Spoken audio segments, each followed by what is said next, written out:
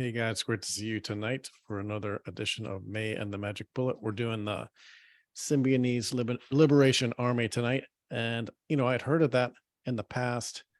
I had no idea what it was. It didn't make much sense to me. I had heard a little bit about it. Um, but this episode that May Brussel put together in May 20th of 1974, she went kind of deep into it. And we are going to go kind of deep tonight into this as well. And I just wanted to read a relevant quote. And you see this inferno below where the SLA leadership was burned alive in 1974. She's saying that there's no safety in silence. You people sit there and don't speak up or shout. I'll shout until I die. When I saw those people and I knew they died, I said I'd rather live 1 hour the way I'm living than to sit there like a zombie and let it happen and not speak up. And that's why we're here today. So that's kind of the kickoff for the spirit of May going into the discussion tonight. And this is kind of the shtick, like the brand of the Symbionese Liberation Army. I just wanted to show you a little bit of the branding, the seven-headed cobra, and the picture of the gang here. And it doesn't look like much of a terrorist group, right? The ladies are smiling and the guys are posing. And then I thought this support poster was curious, right? Because they're saying this is the guerrilla forces, includes the Black Liberation Army, the Black Guerrilla Family, the SLA, the Weather Underground, and that caught my attention, and the United People's Liberation Army. And the Weather Underground was a terrorist group like the SLA back in the 60s and 70s. And it was headed by William Ayers, Bill Ayers. And you might remember this guy from the Obama administration. And he claimed not to have a connection to Obama, but in truth, they were very tight in Chicago. And he was a domestic terrorist, and he later worked in education reform, curriculum and instruction. During the 60s, he was a leader of the Weather Underground, which defined by the FBI as a terrorist group, and did a bunch of bombings. And he said in 2001, he was quoted by the New York Times as saying that Weatherman's philosophy was to kill all the rich people, break up their cars and apartments, and bring the revolution home, kill your parents. That's where it's really at. So that's the kind of guy that Mr. Ayers is, a real special fella. Okay. Hey, Tim. Yeah. Wasn't he, or maybe I don't think he still is, but he was at the University of Chicago as a professor for a long time, I think. I think he may still be there too. Yeah. Yeah. I mean, that's pretty incredible. But it is, isn't it? Amazing. And it goes back to what we're talking about a little bit, that some of these groups were contrived and they were led to do things by reason. And we will plunge deeper into that here shortly. And what May says about it, in 1973, 74, is that there's this series of stage exploits that the SLA had created fear, suspicion, mistrust of genuine avenues of political change. So radical movements, they can be discredited and associated with these kidnappings, terror, murder, bank robbery, and violence. So the agent provocateurs. And under the guise of reforms, so the doors open for more increased infiltration into these groups and the disruption of the progressive movements that were so close to May's heart. She says that the Watergate affair gives just a glimpse of how the White House, Pentagon, CIA, FBI, local police, and intelligence agencies rig elections, manipulate candidates, violate the rights of citizens, wiretap, smear campaigns, illegal entry, forgery, interception, opening of all mail, provocations, planned kidnappings, blackmail, leaks, poisoning, assassinations are acceptable tactics to the team members. So that is where her head was at in 1974. And just projecting all this forward, I think a lot of the stuff has proven out and come true, and even to a greater degree. So we'll talk tonight about the Vacaville prison experiments, kind of the cast of characters, um, then the killing of Marcus Foster, kidnapping of Paddy Hurst by the SLA, the subsequent bank robbery, and then burning down the SLA house in what looked like kind of a satanic ritual sacrifice, like a Waco style. Nobody was allowed to get out. They just firebombed the place, and that was that. And then Patty on the run, and then what happened to her aftermath, and who was she? So just the cast of characters, and the main character in this freak show horror show is Donald Dufrese, but there are other California connections, and a lot of these people were associated with UC Berkeley, and they were going to Vacaville to minister to or educate the prisoners. And then a group of people came in from other places around the country. Of course, the patsies were Donald Defreeze and Paddy Hurst. And then there were a bunch of victims, actually, and not just the SLA victims, but Dr. Marcus Foster also was assassinated. He was the head of the education in San Francisco or in Oakland. And then she goes on to list like these military agents and police who were involved, and people who were allowed to vanish. And Donald Defreeze, his nickname was SynQ or SynQE. I have to figure out how she pronounced it, but I think it's SynQE. SynQ. It was SynQ. That's how she pronounced it. Yeah, and I think that's how they pronounced it. And he was the main character. Donald Defreeze, he had a really checkered, troubled past, and he came under the spell of the mind controllers out there in California. We'll get into that a little bit more heavy. So this is a blogger talking about May's work, and he says that she pointed out that her thesis, which has endured, was that most or all the mass killings were agent provocateurs, that most of the serial killers in California. And I think we've seen that in books and other work that's been done, and we will probably end up going into that together in future research. And according to her thesis, it's that strategy of tension, like Operation Gladio, like they did in Europe, where they unleashed all these cold-blooded killers, and it drives the political spectrum to the right, discredits anything on the left, and people then demand law and order. They want money for laws, more laws, cops, jails, lengthy police sentences, capital punishment. They didn't have SWAT teams back then in the 70s like that.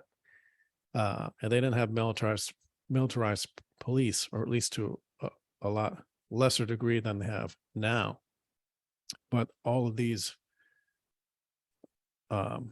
agent provocateur and the events have the problem reaction solution effect of demanding even more of that law and order, and needing a Führer-like figure in America is what they're saying. And this blog, this Mind Controlled Black Assassins, was written by a Black Panther, and he goes deep into the happenings in Oakland and San Francisco and California during that time. I highly recommend that source of information.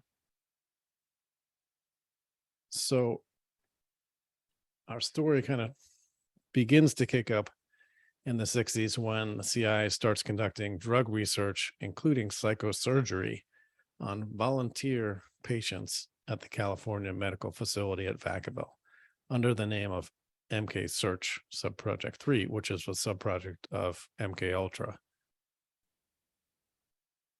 And the origin of the MkUltra project was really just a continuation of the work begun in World War II in Japanese facilities, Nazi concentration camps, on subduing and controlling human minds.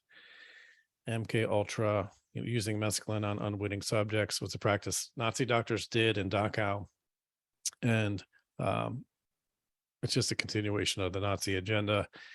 And they had recruited all these Nazi torturers, and vivisectionists from the concentration camps to continue their experimentation on thousands of subjects in the United States. They were brought to Fort Detrick, and they kind of instructed the CIA people on how to do that. And if you're not aware, the CIA took Hitler's Eastern Front intelligence agency lock, stock, and barrel from the Nazis under Reinhard Gehlen. And Gehlen had stored his 50 chests of records up in Bavaria, something like that, and he bargained with that.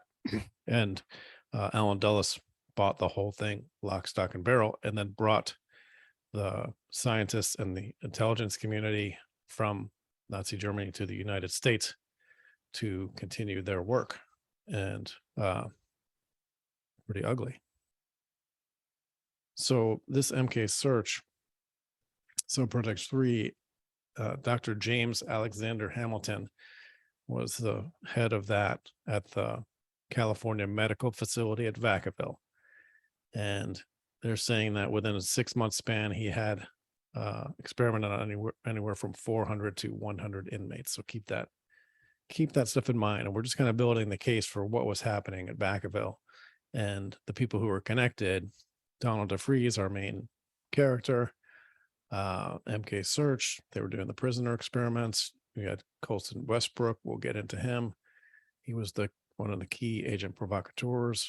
And our buddy Louis Jolyon West shows up again. He seems to show up in all the right places, all the wrong places at all the right times.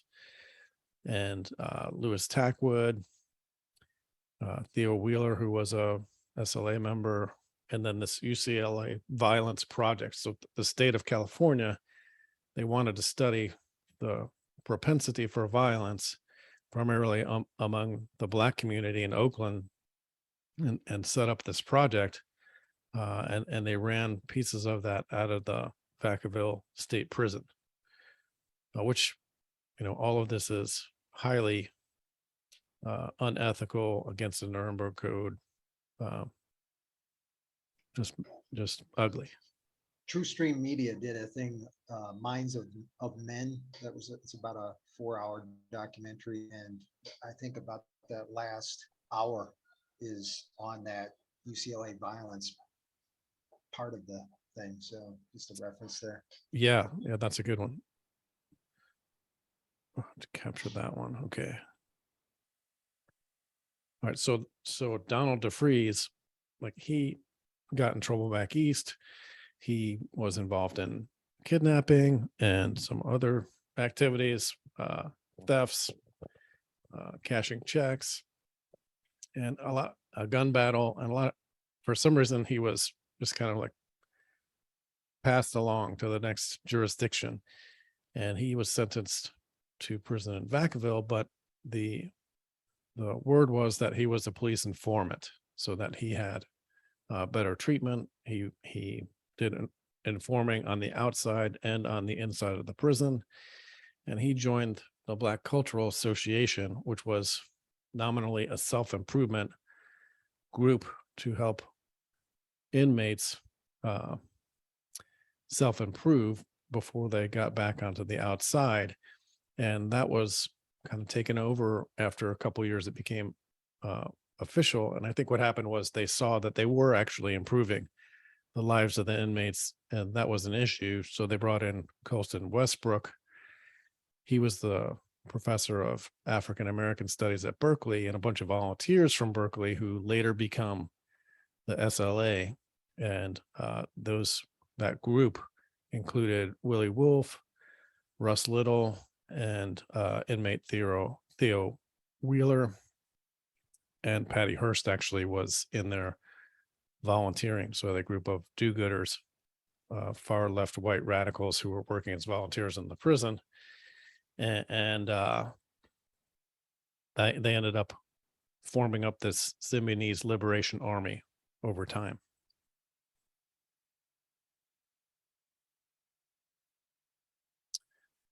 So that kind of brings us to Colston Westbrook, the professor, Colston. well, he was a professor at Berkeley of African American Studies, but he had a few other things going on in his past. He worked for the Pacific Architects and Engineers, which was a CIA front group that was involved in constructing detention centers for the Phoenix program in Vietnam. And he then worked for the Los Angeles Police Department's criminal conspiracy section and the state of California's criminal investigation and identification unit. Yes, he was a professor at Berkeley. He worked with Donald Dufrese in Vacaville. I don't know if he worked with him outside of Vacaville. He was his handler basically, and he taught the Black Cultural Association and brought in his people from Berkeley to teach at the BCA. Yeah, CIA Phoenix program, LAPD, teaching Black radicals at an MkUltra facility. What could go wrong? And this is from the mind controlled assassins, Black assassins. He's saying that Westbrook became the CIA behavior modification experiment group. He was the coordinator at the California Men's Facility of Vacaville, the Black Cultural Association. It's also Donald Defreeze's control officer, and he worked as an informant. When Donald worked as an informant from 1967 to 1969 for the Public Disorder Intelligence Unit of the LAPD, and he calls Vacaville's medical prison the little prison of horrors, because they were doing all these mind control activities out there. And so I think, Amos, you had listened to that press conference where Lake Headley and Donald Freed were talking about their independent investigation into the SLA, and they said that Westbrook was a CIA advisor to South Korea and then supplied logistical support in Vietnam to the Phoenix program. His job was indoctrination of assassination and terrorist cadres, which fits right back into our story. And according to Colin Ross, he was the CIA psychological warfare expert to Korea and was an advisor to the Vietnamese Special Police Branch. He worked undercover as an employee of the Pacific Architects and Engineers.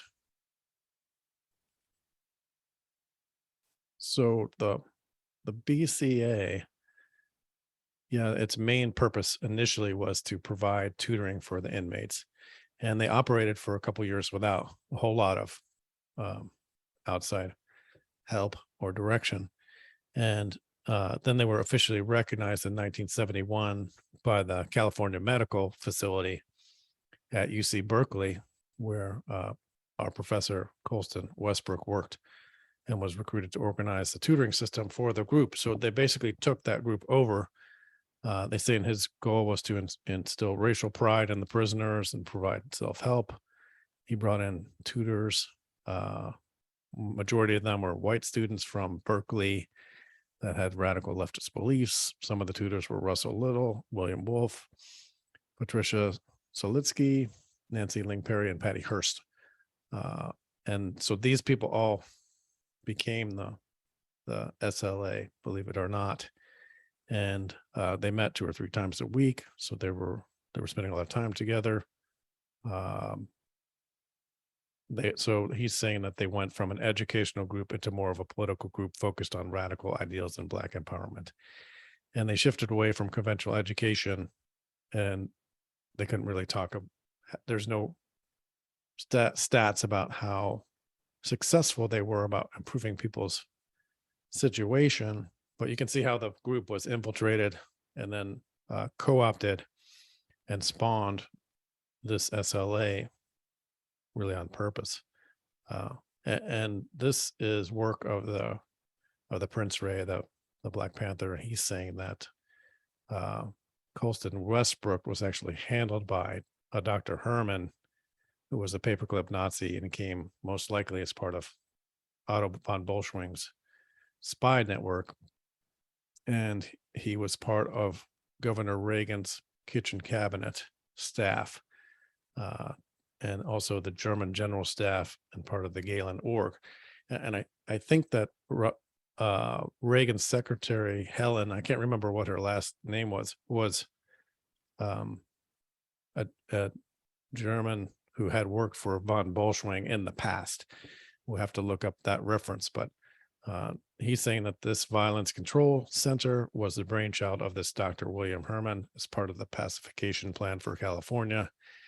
He's a counterinsurgency expert for System Development Corporation and a advisor to Governor Reagan. He worked with the Stanford Research Institute and the Rand Corp and the Hoover Center on Violence. He's also a CIA agent serving 8 years in prison for his role in some counterfeiting operation. And he was linked to the Iran-Contra, according to his own testimony. And he worked with Colston Westbrook in 1970 as his control officer. Westbrook formed and implemented the Black Cultural Association at Vacaville Medical Facility. So I'm amazed at how she talked about the Galen org and the Nazi connections often.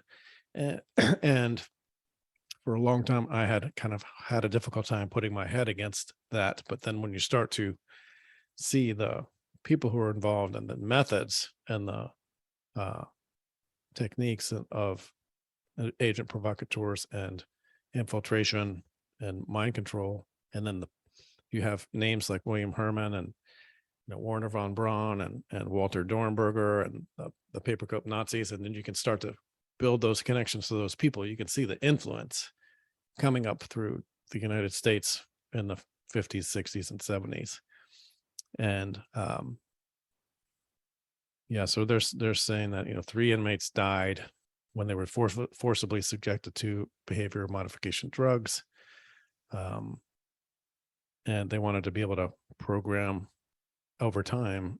Let's say he's saying that the association was really a cover for an experimental behavior modification project designed to test the feasibility of programming unstable prisoners to become more manageable.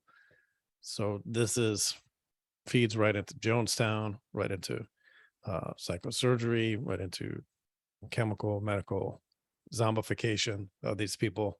So they're implementing, perfecting these methods that were begun in Nazi concentration camps and maybe even before that.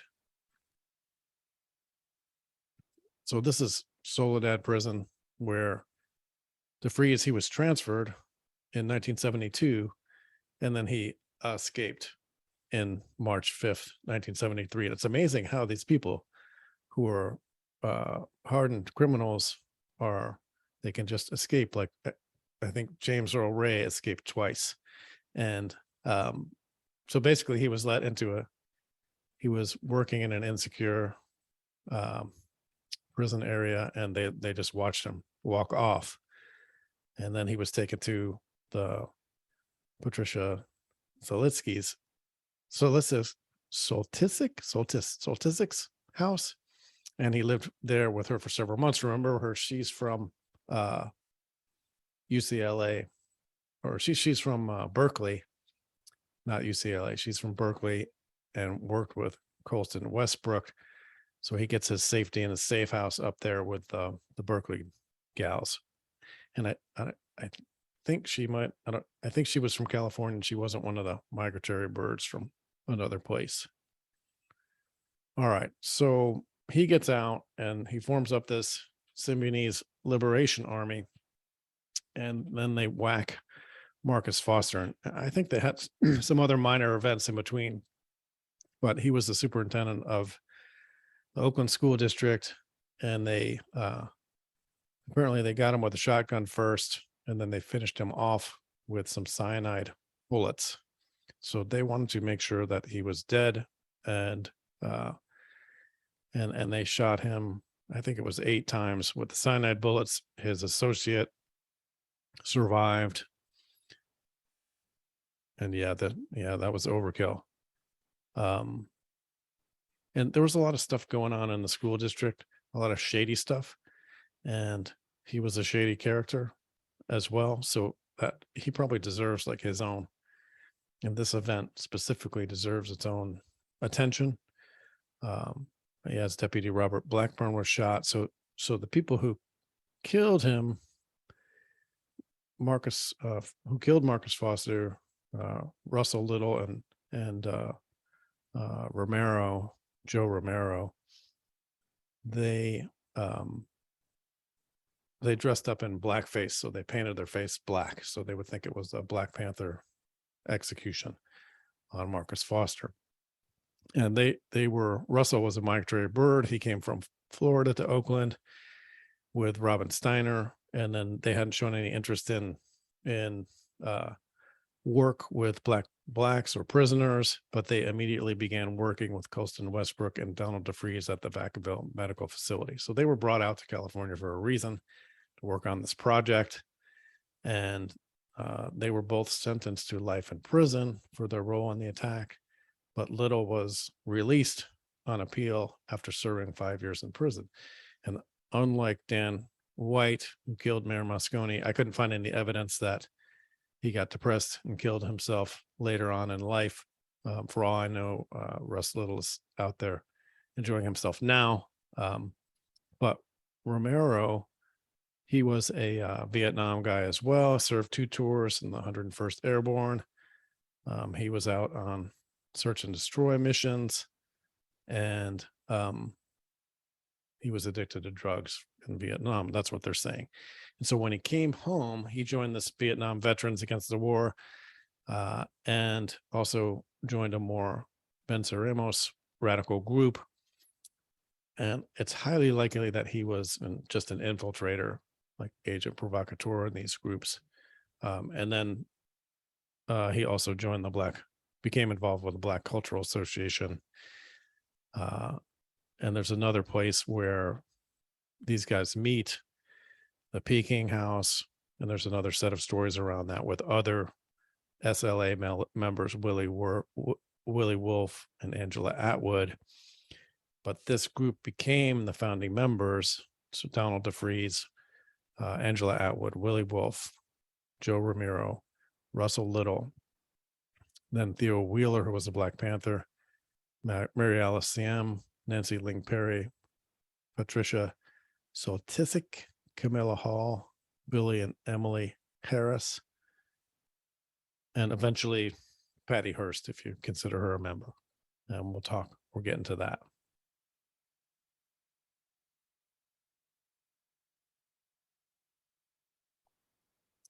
So after Marcus Foster was killed in 1973, they kidnapped Paddy Hurst. And remember, she had been working at the Black Cultural Association through the UC Berkeley, and she was the granddaughter of William Randolph Hearst, I think he was the New York Times guy or the Washington Post guy, high up in media in the United States. So they knew they would get a lot of publicity from that. And yeah, she knew Donald Dufrese already, and they made some demands. And the father took out a loan and gave $2 million to donate food to the homeless or something. And they made a mockery out of that effort. They went out and bought like rancid meat, and then they had riots at the distribution places, and they kind of used that as a reason not to release Paddy. So it descended into chaos. And there was some talk of Jim Jones being involved in those efforts as well, with his crew going down there and trying to gather up all the food and then resell it for the People's Temple.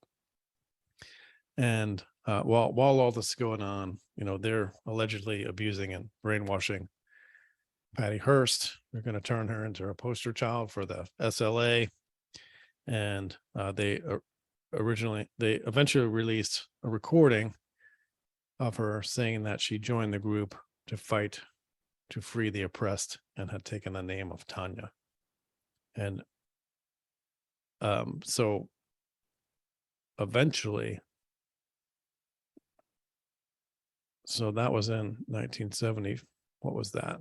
Her kidnap, 1974, February. So later in 1974, after the brainwashing, they caught her on tape with Donald Dufrese robbing the Hibernia Bank out in California. The title is Robber Baron's Progeny Robs Bank. So she's taken part in that. And she was considered a victim by the media and the police prior to that, until they saw her brandishing the gun. And after she was captured, they had to do a big reverse transformation back to victim. But she was kind of like a cult hero at that point. And yeah, so here she is. And let's see. Oh, the pistols behind there. Yeah, okay, I can't bring that up. But here's the wanted poster with Donald Defreeze, and Paddy Hurst is here after the robbery. So she's on several wanted posters, and this is just the one where they turned her from a victim into one of the perpetrators. And I think that's why May prescribes her as one of the patsies, because she was kind of taking the hit for this group after being brainwashed. 19 years old. Okay, so later, in 1974, what happened was they had this press conference, and Donald Dufrese was nicknamed Field Marshal Sinq, and these guys are saying that he's a marked man and that he would be killed because he knew where all the bodies were buried, right? He knew Colston Westbrook. He was a police informer. He knew about the program at Vacaville, and he started talking, and that was going to be a big problem. So, they're saying that, this organization apparently rooted in the CIA's Operation Chaos, general effort to infiltrate left groups and then evidently provoke them to terror and violence, was a recipient, according to a reliable source, of funds and weapons from a notorious Los Angeles area operative who helped encourage its members to embark upon a mind-boggling series of projected acts of terrorism.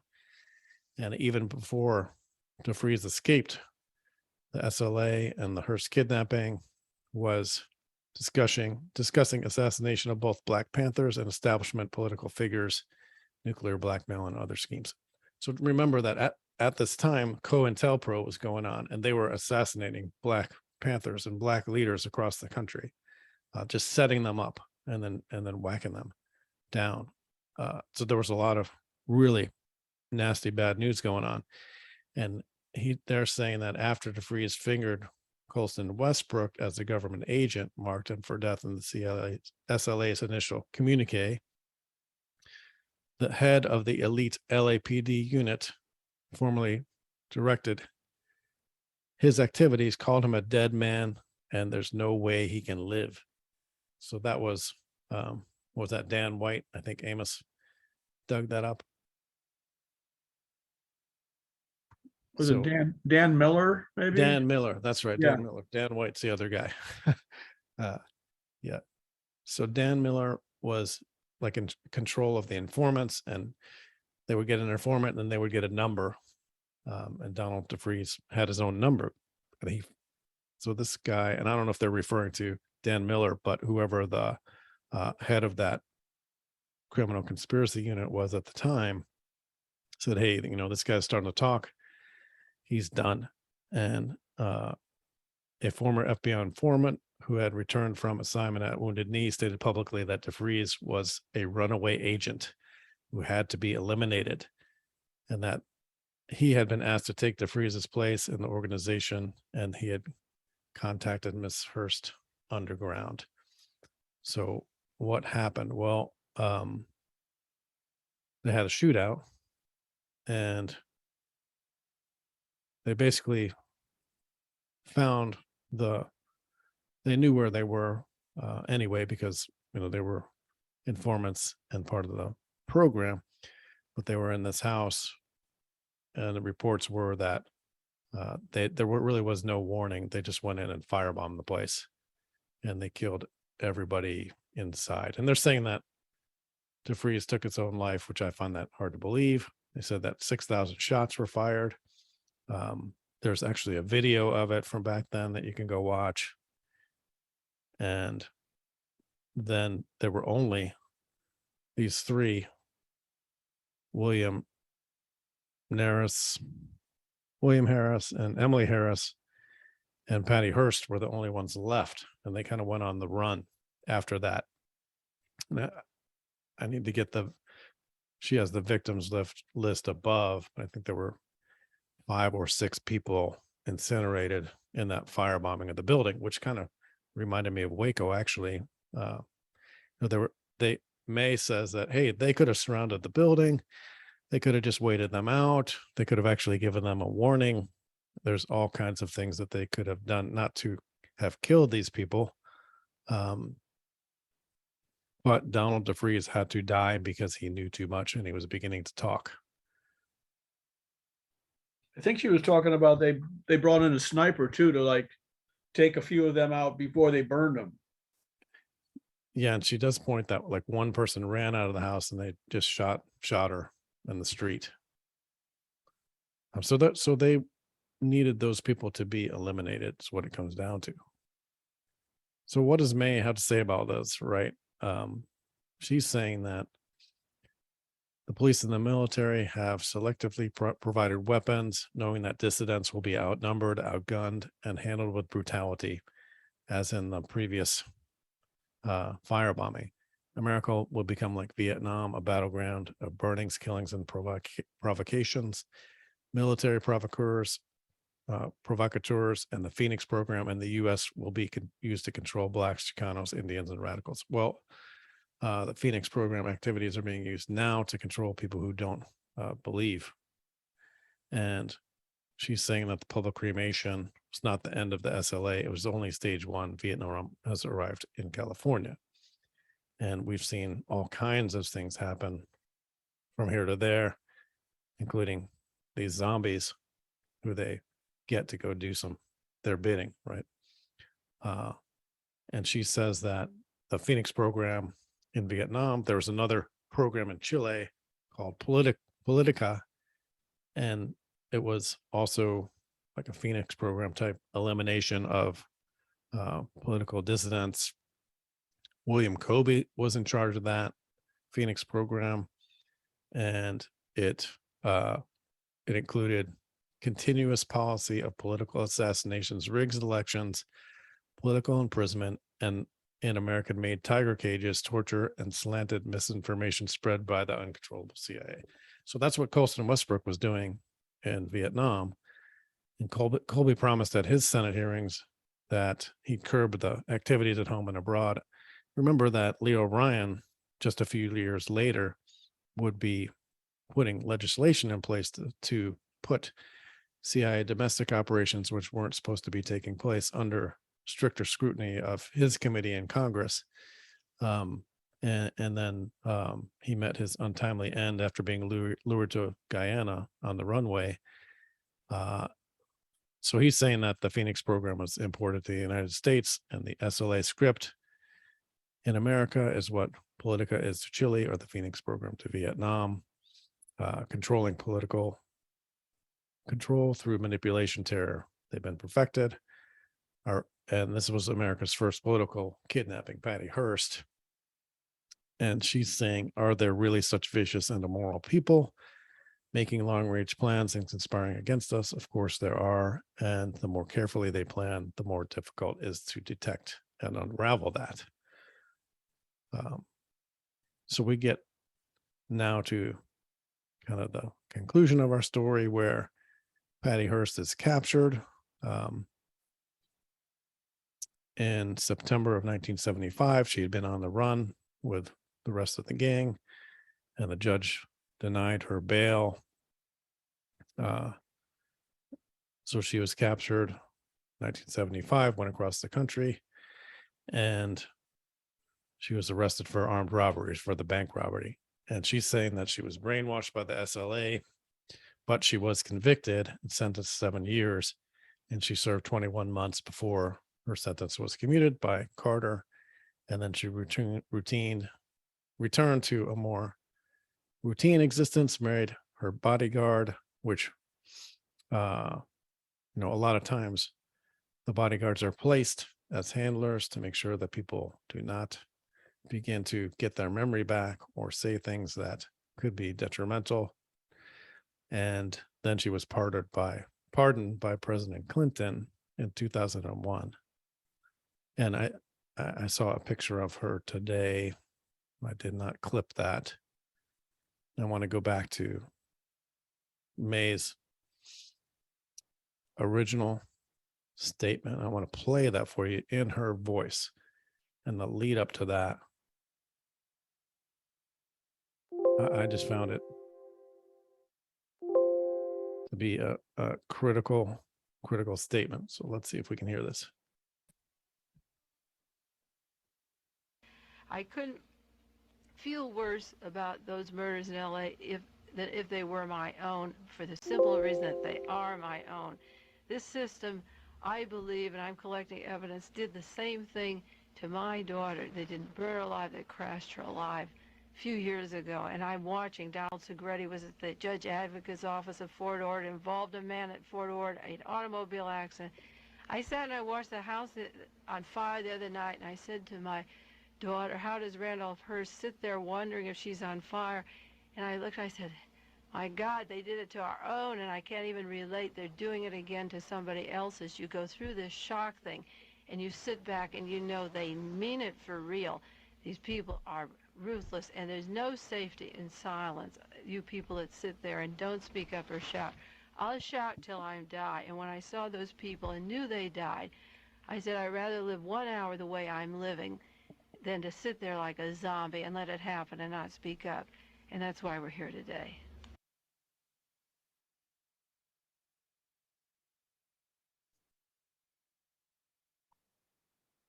Yeah, so that one kind of blew me away. So just for a little bit of context, her daughter she had been harassed, and May had been harassed, and her daughter was killed in a very suspicious car accident. So basically she was whacked. So she's saying she can feel for Hearst, wondering if his daughter is in that inferno in LA where they burned everybody up, and then saying that, she's not going to be quiet about it. Doesn't matter what happens. So that is the spirit that we're trying to continue to forward with these discussions.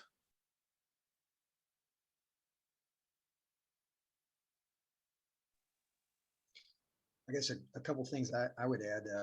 Randolph William Hearst, who's I guess the grandfather of Paddy. Yeah. He was he was basically the model for the movie Citizen Kane. And he was also the guy that was basically the head of the yellow journalist that got us into the Spanish American War and really kind of hyped up the Spanish atrocities in Cuba and other places that that created that particular war right at the turn of the century, 1898, I believe. So to some degree, his connection with a lot of the intelligence people prior to World War II and World War One, and kind of the British intelligence and the Nazis and all that kind of stuff. But it's kind of interesting that his granddaughter is involved in that It is same thing. It's really sad, and I think that some things that Juliet Engel had told me about, their families are intelligence families, and she said that they actually sacrificed the first daughter, and that they take care of the males in the family, and the first daughter gets sacrificed to the cause, which is pretty sick. Yeah, well, I mean that the idea that hurt people, that they have they're conditioned, and they have really traumatic backgrounds that are what lead to this kind of number one, ability to be controlled. That's kind of why they're in the system. And then I don't know, who knows exactly how the system people get to the top of the system, but when you've got a bunch of people that are, mentally damaged and, mentally compromised in a hierarchy, maybe one of them gets to the top. And to me, this is kind of why I think the system is one in which there really is nobody in the top. It's just a bunch of, whack jobs that think they're doing what they are supposed to be doing, but they're, psychopaths. Yeah, I was watching that guy Grobert the other day, and he was saying that, used to be they very specifically programmed specific people to do these things.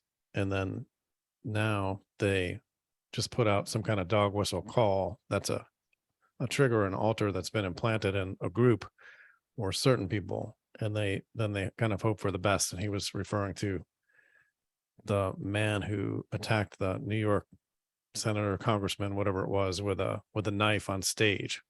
He looked like a zombie. And Mhm. he's saying, we're going to see more of that. And then if those don't work, then they call in the big guns. But it's just too complicated and expensive and dangerous to do a Kennedy type operation, because people have more information now, and information spreads more quickly. And even though they've been doing these Jonestown type operations on us, a third of people know, a third of people don't quite know, and a third of people are fooled. And eventually, if enough of that stuff gets around, you reach a tipping point which they don't want to get to. Well, it is one in which they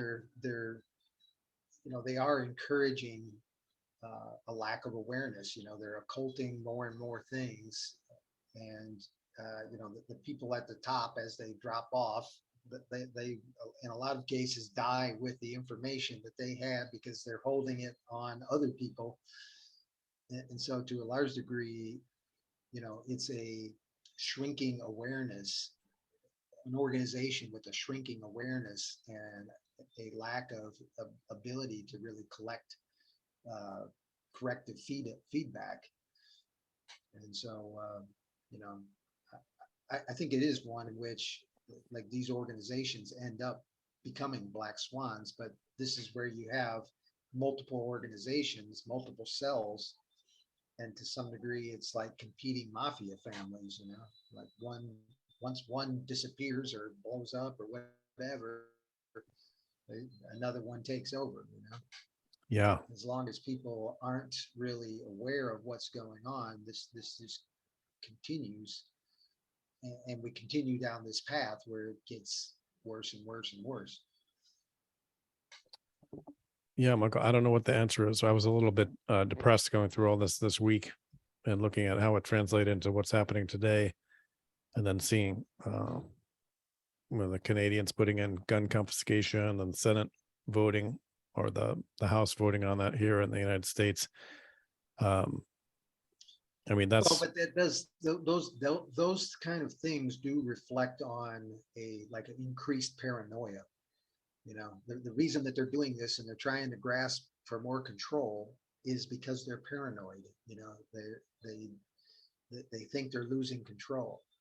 And I think you turned me on to that Corona investigation group, and they had that little clip of the guy that's talking about transhumanism and you need to have a sensor under your skin kind of thing. And you hear him talking and it's like, what is this guy, insane? Yeah. But the fact that he's in the position that he is in, it's and believe me, I've spent some time in the executive arena, and there's a lot of people that, man, I have no interest in being around. And like when you're in that kind of environment, that's like all you get is, like really twisted people, because, decent people just don't hang around. we literally have Klaus Ernst Stavro Blofeld running the place, which is unbelievable. Pretty scary. I was thinking about, like you say that Hearst was, a major operative. I mean, really, I mean, more than that. I mean, he was Citizen Kane. And then you look at all these families, and you're talking about the mob as a family. We're talking about all these intelligence families. Their children quite often are utilized for some kind of, I mean, I'm thinking about, Jim Morrison. His dad was on the Gulf of Tonkin. I'm thinking about, was it Mark David Chapman? His father was intelligence too. And then, there's this strange, or was it Hinckley? Hinckley was with World Vision. I know that.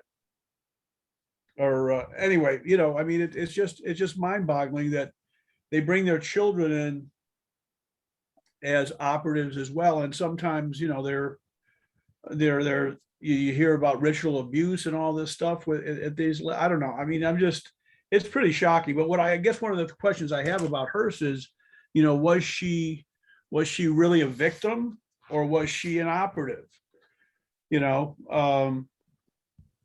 So I have no idea, but I actually sort of suspect she might have been, a part of it, because everybody else who was part of the SLA seemed to be, they weren't just, I guess they're, a lot of them, they get taken them up, but the idea to go to that level and start doing bank robberies and all this shit, it seems to me that they very well could be, part of the operation.